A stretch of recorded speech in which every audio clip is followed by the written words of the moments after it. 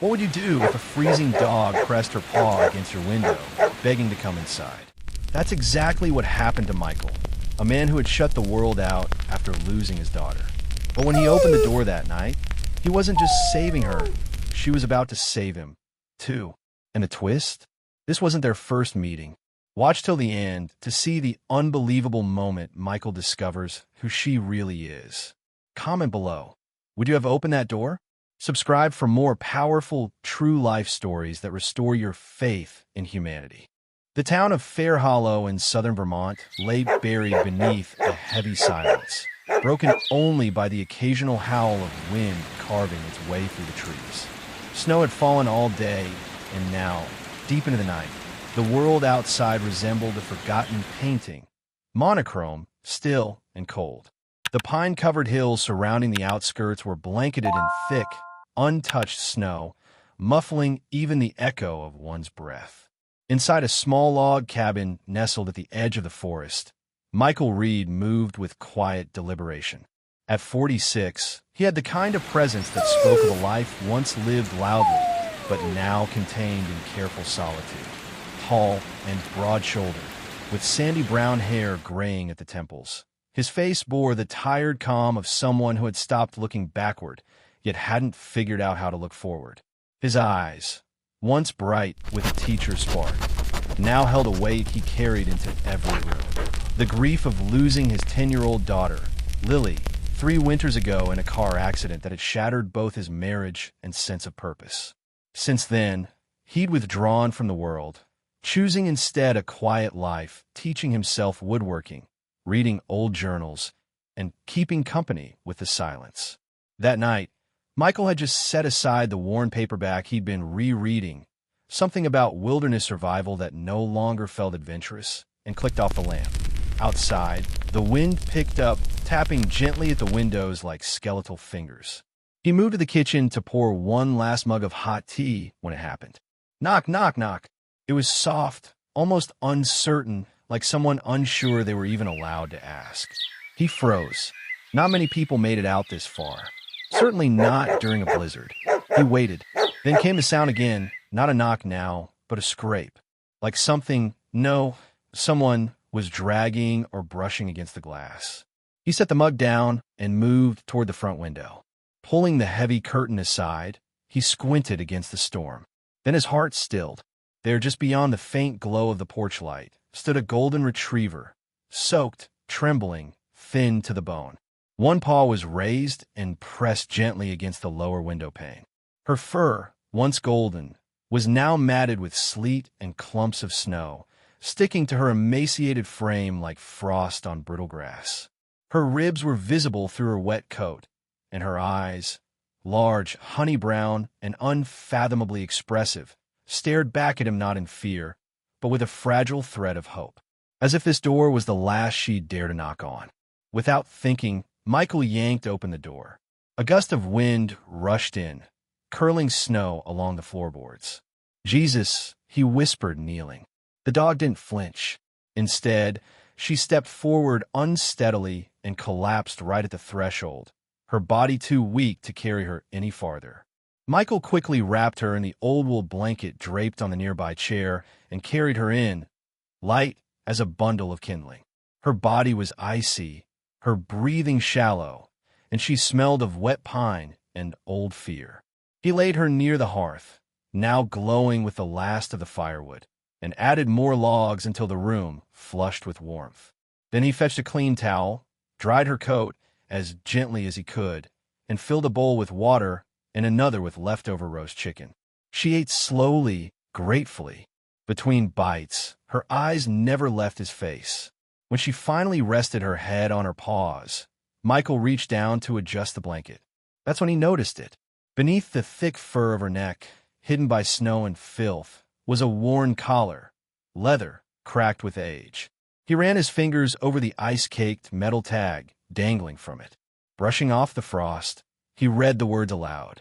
"If you found me, someone still believes I matter." He didn't realize he'd been holding his breath until the last word left his mouth. Michael sat back slowly. For a long moment, he said nothing.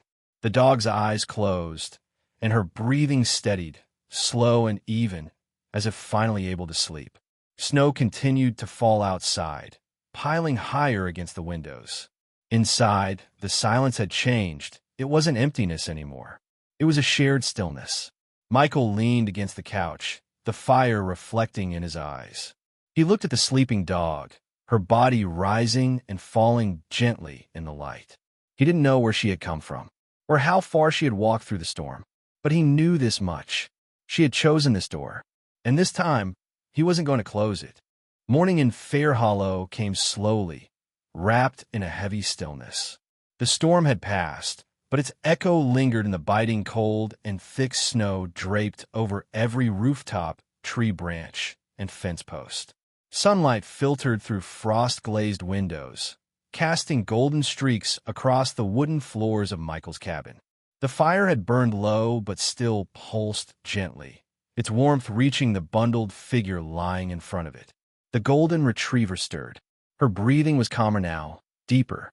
Michael knelt beside her, carefully checking the towel he'd wrapped around her the night before. It was no longer damp. Her coat, though matted and dull, was no longer cold to the touch. She blinked up at him, those same amber eyes, too expressive for words, and let out a quiet sigh that sounded strangely like trust. He hadn't meant to keep her overnight. He'd planned to drive her to the shelter in town the moment the roads cleared. But now, as he watched her raise her head and gently nuzzle the edge of his flannel pajama pants, something inside him shifted, something he'd buried beneath months of silence and snow. "You need a name," he muttered, more to himself than her. "Can't just keep calling you Hey Girl." She tilted her head slightly, ears perking. Michael hesitated, then said softly, "Hope. That's what you look like." The name lingered in the air. He didn't take it back. Later that afternoon, once he was sure Hope was strong enough, he opened the back door to let her into the fenced yard. She stepped cautiously into the snow, flinching at first, then slowly padding her way toward a sunlit patch. Michael followed, boots crunching behind her. For several minutes, they stood in companionable silence, watching the snow drip slowly off the trees. Across the road, and just behind a row of bare winter hedges, Ellie Caldwell watched from the second-floor window of her home. 10 years old, curious and imaginative, Ellie had shoulder-length blonde curls often tangled from snow hat friction and big brown eyes that missed nothing. She lived with her grandmother in a modest pale yellow house that sat diagonally across from Michael's cabin. Ellie's parents had moved to Chicago 2 years ago for work, and though they called often, their absence was like a half-healed wound.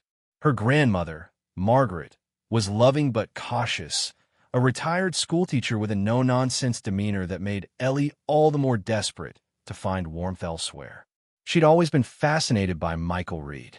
He was the town's mystery, the man who once taught music at Fair Hollow Elementary, but vanished from public life after his daughter's accident. Ellie never dared to speak to him, only watched from her window or pretended to be shoveling snow when he passed by. She saw the way he walked, shoulders slightly stooped, always as if carrying something too heavy to set down. But now he had a dog, and not just any dog. A beautiful, golden, slightly scruffy dog that made Ellie's heart ache the moment she saw her. That evening, under a dusky lavender sky, Ellie bundled up in her thickest scarf and mittens, grabbed a sketch pad from her desk, and tiptoed outside. It took her nearly 20 minutes to draw what she wanted. She sat behind the hedge across from Michael's home, knees tucked under her parka, tongue pressed to the corner of her mouth in concentration. When she finished, she tore the page out carefully, folded it in half, and crept toward the porch. She placed the drawing just outside Michael's door, weighed it down with a smooth river stone, then scampered away, snow spraying behind her. Michael found it the next morning. At first, he thought it was a flyer or maybe a town notice. But when he picked it up and unfolded the paper, he paused. It was a pencil sketch of Hope, curled beside the fire, her eyes closed in contentment. The artist had captured the curve of her ear, the softness of her paws.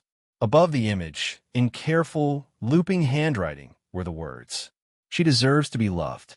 Michael stared at it for a long time. He didn't know who had left it or why, but something about it made his throat tighten. He folded it, and slipped it into the drawer beside the hearth. As days passed, Hope regained strength.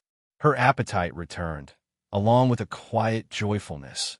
She followed Michael around the cabin, sat by his workbench while he tinkered with wooden boxes, and dozed beside him on the porch when the weather allowed. But Michael still kept a distance inside himself. He wouldn't let her onto the bed, wouldn't speak to her in anything other than brief, practical tones, wouldn't take her on walks beyond the yard. He told himself it was for the best, that he wouldn't keep her forever, that once the shelter reopened after the storm shut down, he'd find someone more suitable, someone who could offer stability. But every time he looked into those amber eyes and saw the flicker of unspoken understanding, he wavered. One morning, after refilling her water bowl, Michael sat on the couch with his coffee and stared out the window at the road, now mostly plowed and salted. In the distance, the yellow house stood like a quiet beacon. For a moment, he thought he saw a small figure in the upstairs window. A wave. But when he blinked, it was gone. Hope barked once, not loud, but pointed, and then rested her head on his foot. He looked down at her. She looked up. Something in his chest cracked. It was just after sunrise when Michael loaded Hope into the back of his old station wagon. A layer of frost coated the windshield, forcing him to scrape it clear with the edge of a worn credit card. Hope sat quietly on a folded quilt, her amber eyes calm but curious. Her body had filled out in the past week. She wasn't as thin now, her coat a little shinier, her posture more assured. Still, the faint scar circling her neck remained visible beneath the longer fur, a pale band of skin that never fully disappeared. Michael glanced back at her in the rearview mirror and muttered, "We'll get answers today." The drive to Fair Hollow Veterinary Clinic took 20 minutes, winding through narrow roads flanked by melting snowbanks and the occasional deer darting between trees. The town was beginning to wake after the storm. A few plows moved sluggishly, and shop owners dusted snow off their steps. The clinic sat in a modest brick building near the edge of downtown, between the bakery and the hardware store.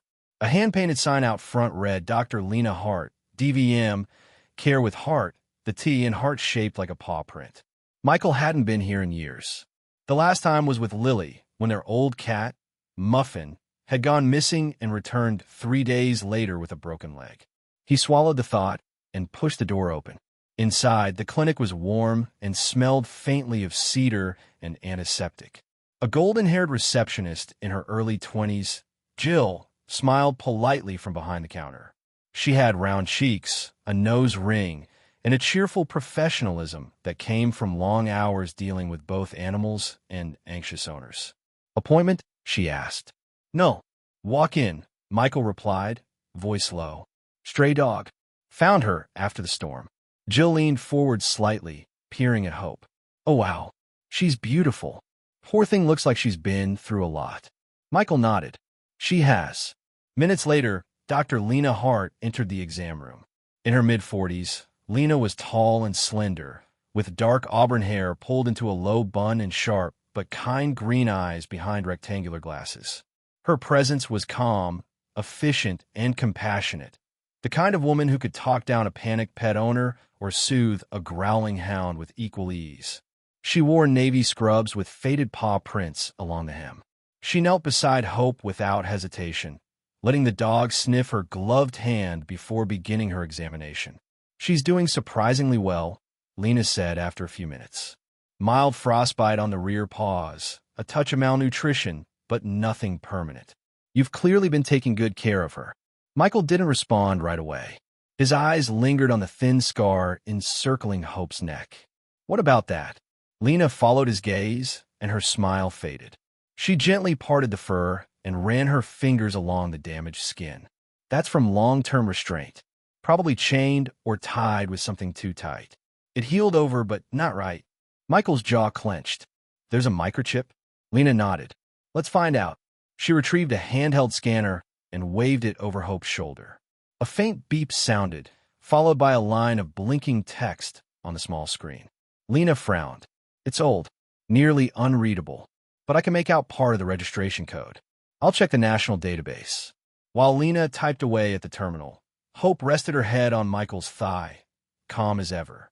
Her tail, thumped lightly against the metal table. After a few moments, Lena turned to him, eyes uncertain. Well, she was registered to a facility in Albany, New York, a place called Brightbridge Center for Pediatric Recovery. Michael blinked. That name, it rang with eerie familiarity. Lena continued. It was a therapy center for children, specialized in animal-assisted programs. According to the records, Hope, then called Sunshine, was a certified therapy dog there.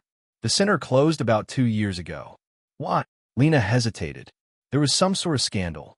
Financial mismanagement, neglect allegations. Nothing criminal, but enough to shudder it.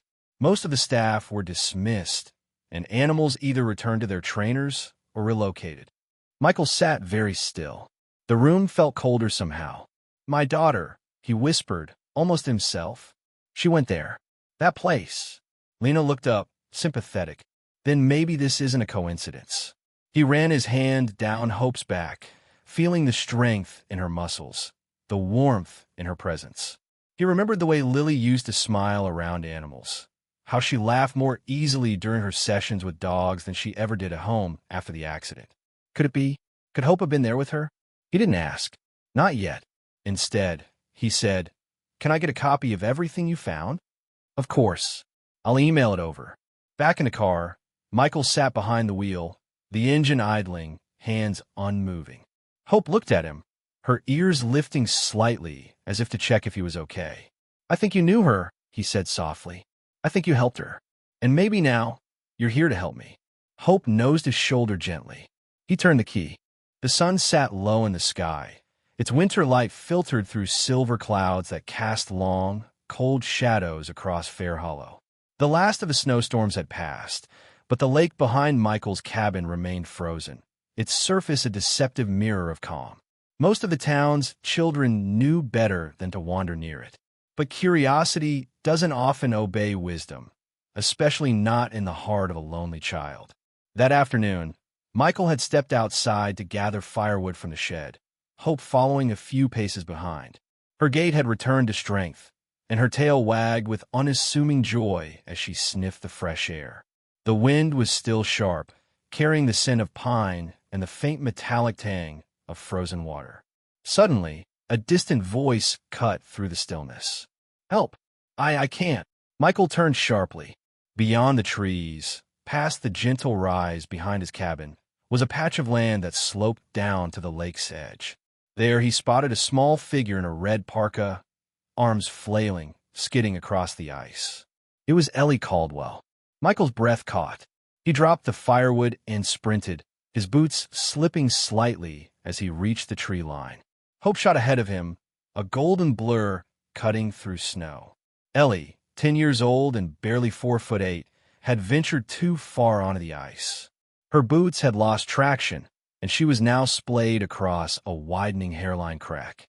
Her brown eyes, normally full of wonder, were stretched wide with fear, her cheeks blotchy from cold and panic.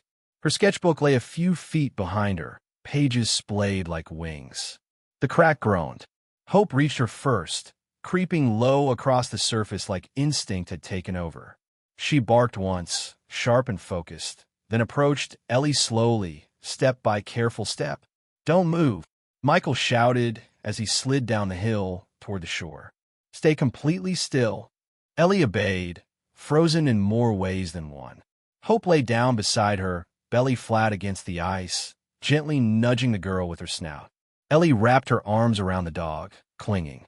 Michael didn't dare step onto the lake. Instead, he shouted, "Hope back, girl. Come." Hope hesitated, then began backing up inch by inch, Ellie clutching her collar.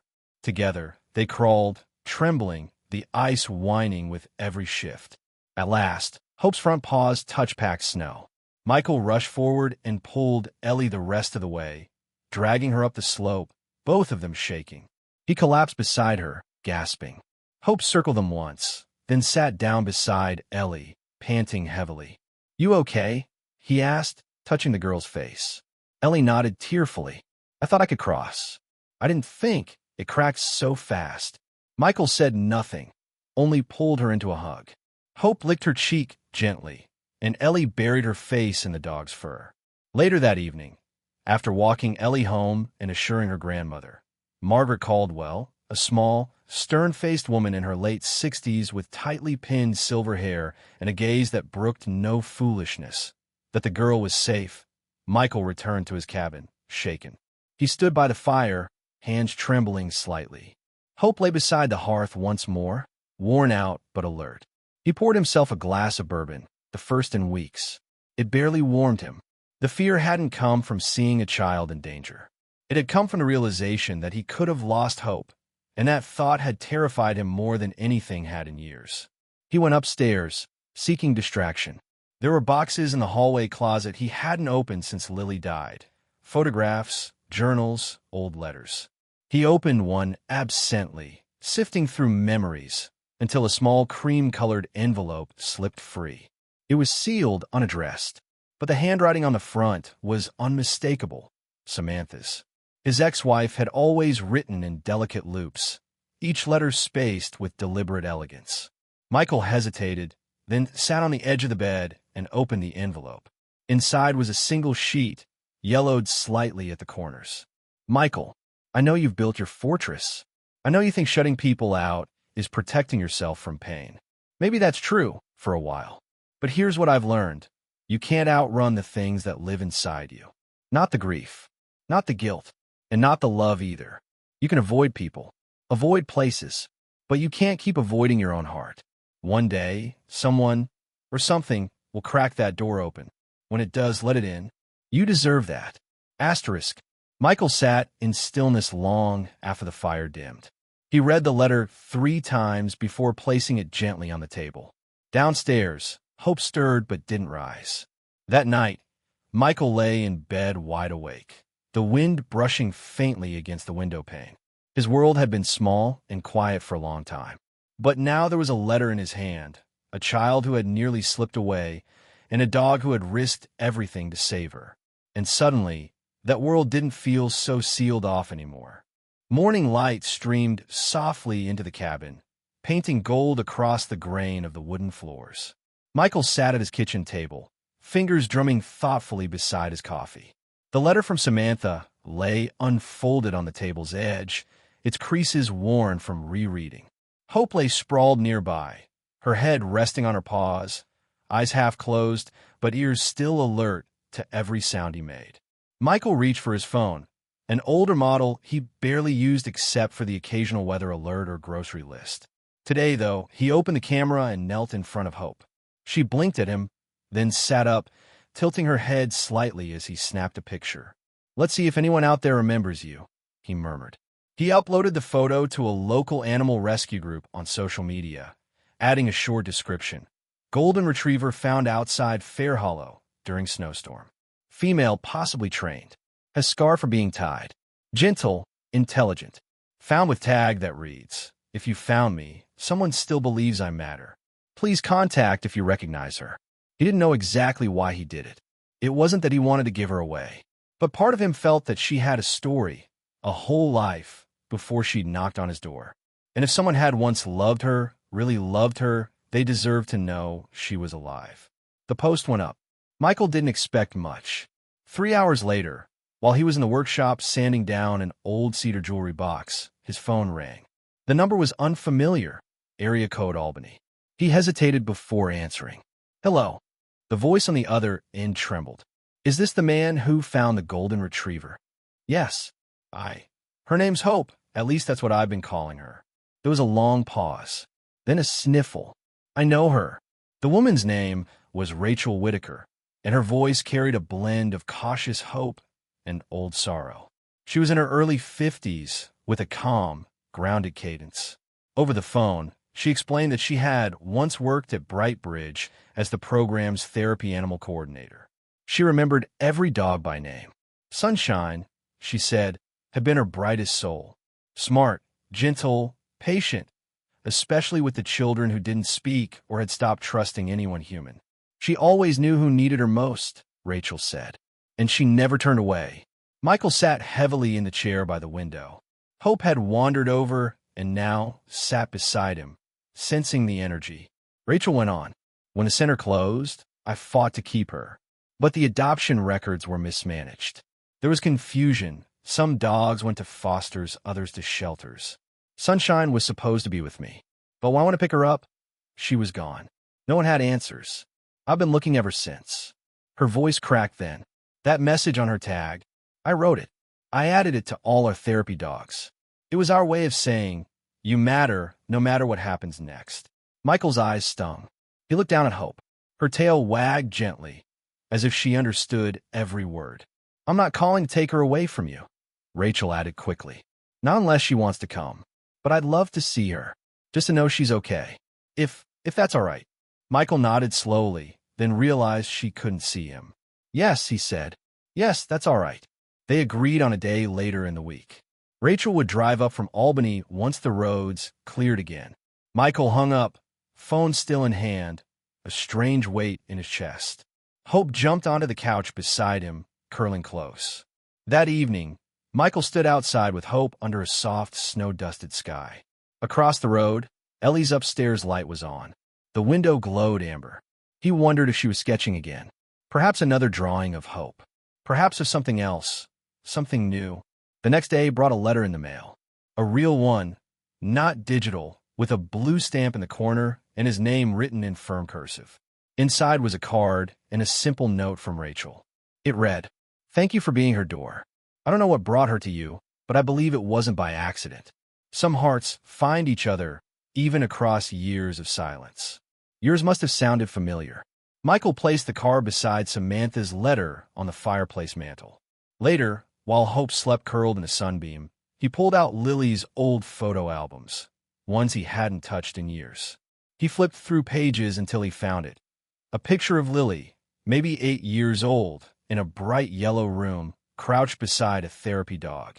The dog had a golden coat, amber eyes, a gentle, tilted head. It was her. Hope. Michael let out a slow breath, as if the final piece had clicked into place.